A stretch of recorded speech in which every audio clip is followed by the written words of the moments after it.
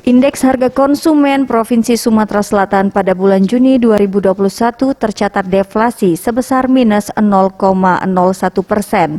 Setelah pada bulan sebelumnya tercatat inflasi sebesar 0,01%. Perkembangan ini terutama dipengaruhi oleh deflasi yang bersumber dari kelompok makanan, minuman, dan tembakau serta kelompok transportasi. Dengan perkembangan tersebut, realisasi inflasi kumulatif Sumatera Selatan pada bulan laporan tercatat sebesar 0,83%.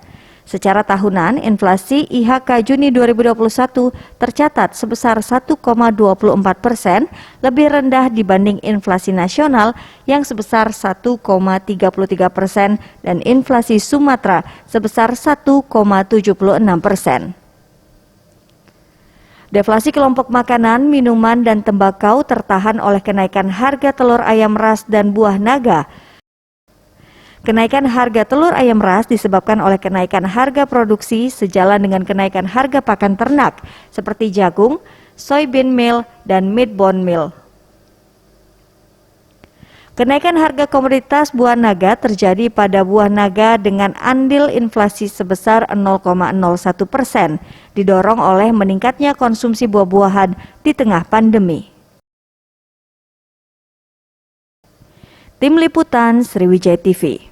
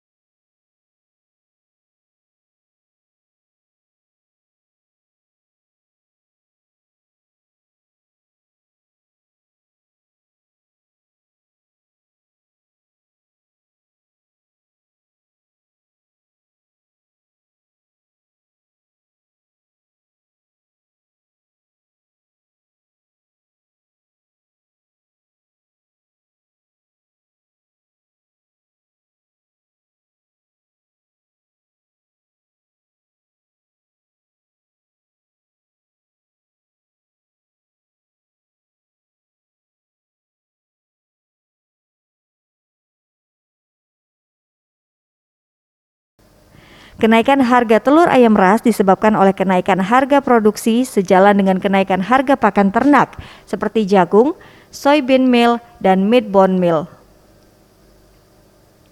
Kenaikan harga komoditas buah naga terjadi pada buah naga dengan andil inflasi sebesar 0,01%, didorong oleh meningkatnya konsumsi buah-buahan di tengah pandemi.